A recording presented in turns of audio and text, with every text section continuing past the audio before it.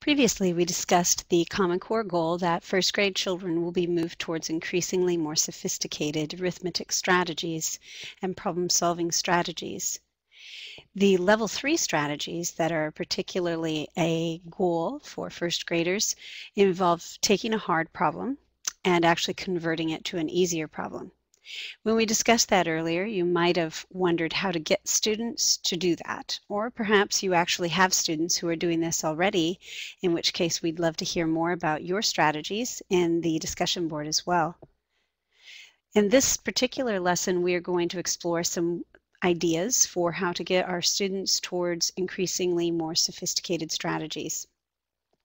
This slide is actually a review of Level 3 methods. As we consider strategies for how to facilitate Level 3 methods, we need to ensure that those strategies engage students with mathematical relationships, the properties of operations, and using strategies that take advantage of the unique numbers rather than just always using a one-size-fits-all method with no thought.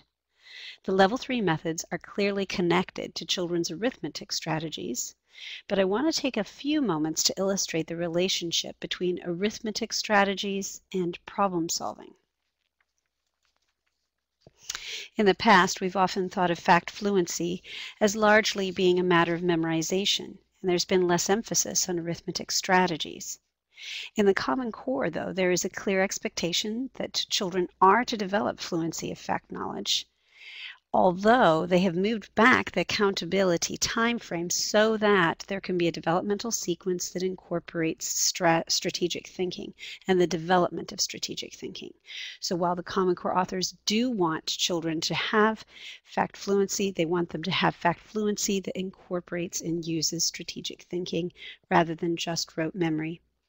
Children are not merely expected to know their basic facts, but they're expected to understand them and be able to use strategies to generate harder facts from the facts that are more familiar. In other words, they are to use the Level 3 method of converting it to an easier problem. Sometimes when we're focusing on fact fluency, it's easy to lose focus of our ultimate goal. The primary purpose for having fact fluency is to free up our minds so that we can think more deeply about mathematics. In other words, if we're stuck on a basic fact, then we're unlikely to have the cognitive load available to solve difficult problems. If our current approach to fact fluency results in children who know facts, but who are still terrible problem solvers, then our entire fact fluency model, instructional model, is terribly flawed because it has failed to achieve its intention.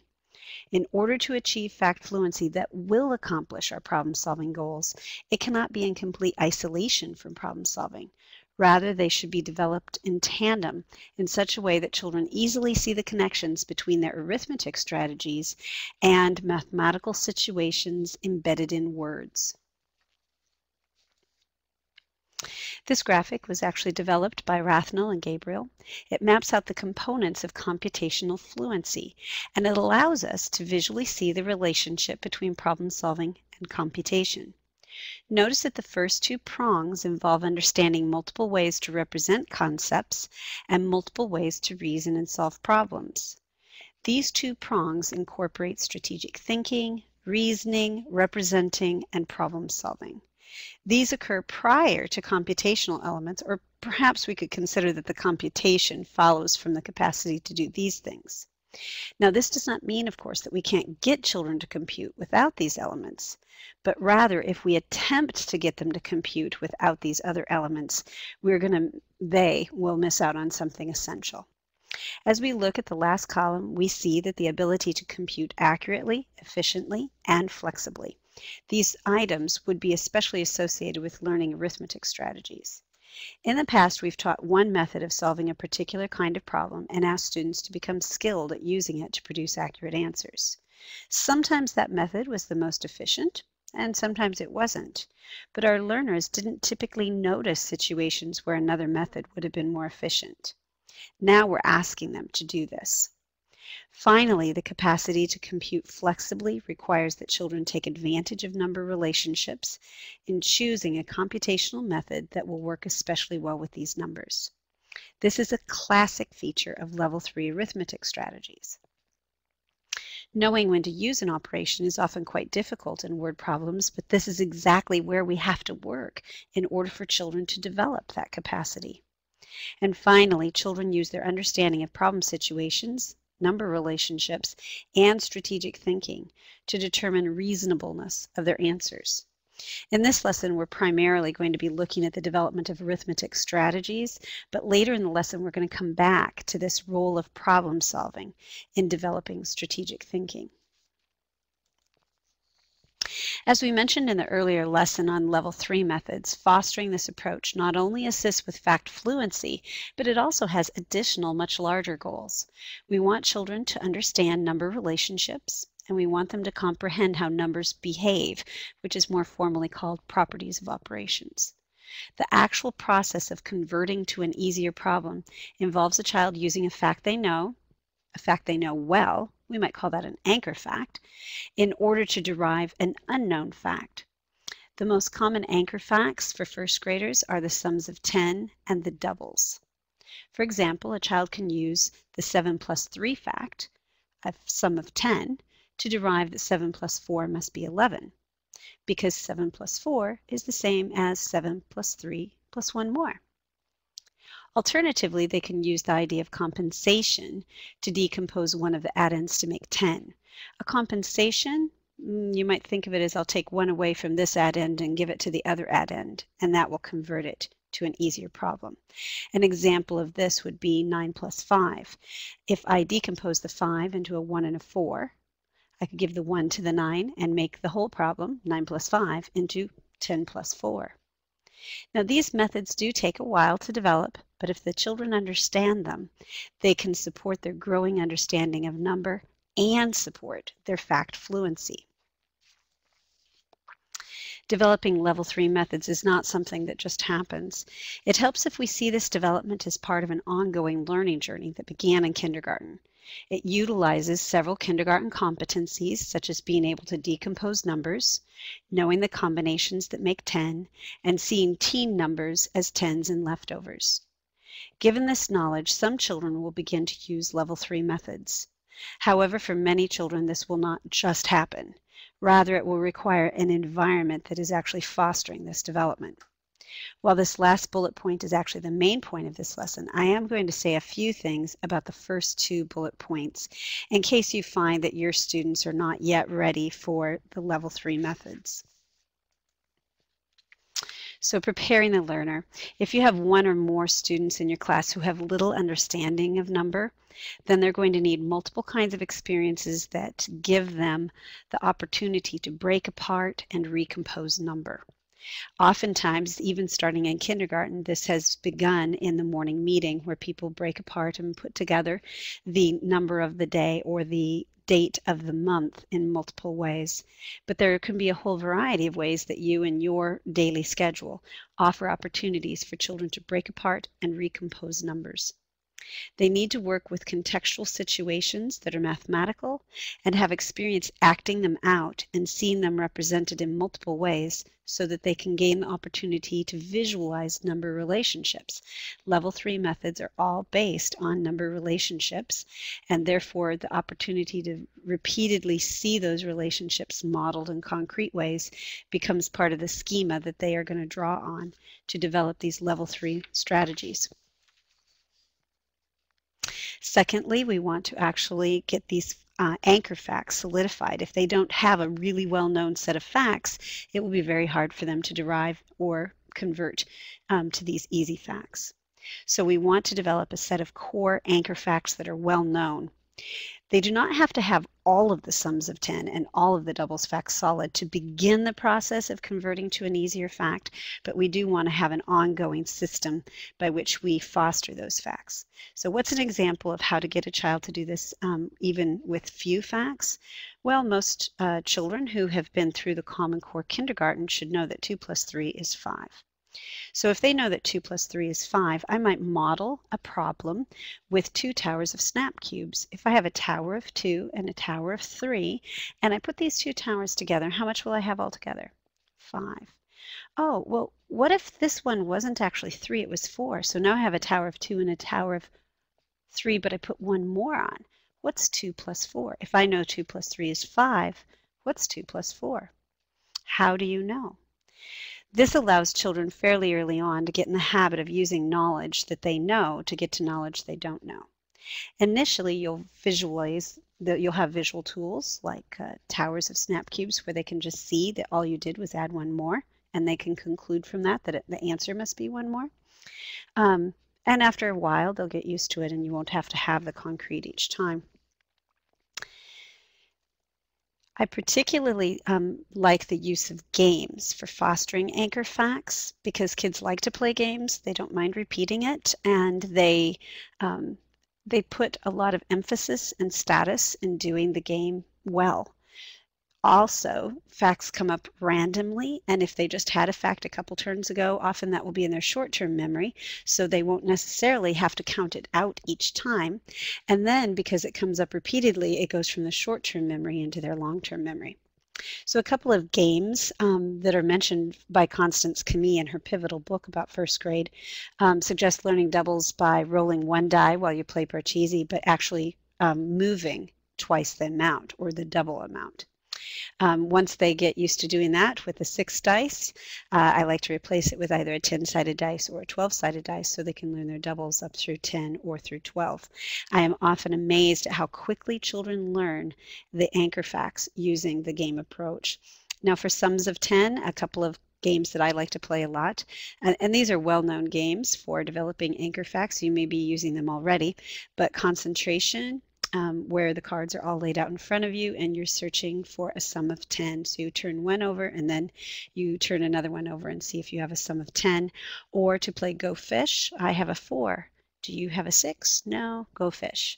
So instead of using pairs as they are traditionally played, use pairs that make up 10. Initially, when you play concentration or Go Fish, you may actually use it with tens frame cards because there is an inbuilt clue to what the missing number is that would make 10. But once children have had some experience with that, you can shift to numeral cards to extend their understanding and anchor facts, to extend their use of the anchor facts. All right, in the next lesson, we will be discussing how to use number talks as a pedagogical tool for developing level 3 methods and for fostering this idea of how to think through properties of addition. One of the things you may consider adding into your number talks is the use of visual images. Children find it very difficult to be strategic with symbols, including numerals, but they're often capable of being strategic with visual representations of number. Now, as an example of that, I'm going to use a real situation that occurred to me when I was working with a rather precocious kindergarten child playing a dice game. We each rolled dice and then compared the sum of our dice to see who had the larger number. We started with just 2 dice. I would roll 2, she would roll 2, but she was very skilled, and so we ended up working up to 5 dice. Now, her typical strategy was to find pairs of 10, such as 2 5s or a 6 and a 4, and she would make 10 and then add the 10s and the leftovers. Now, when she rolled 5 6s, though, I was very curious about what she would do because, of course, you don't have sums of 10 here. But she hardly hesitated before saying 30. So I asked her to explain her strategy, and she said, well, this is 6 dots, so that's really like 5 dots and 1 more dot.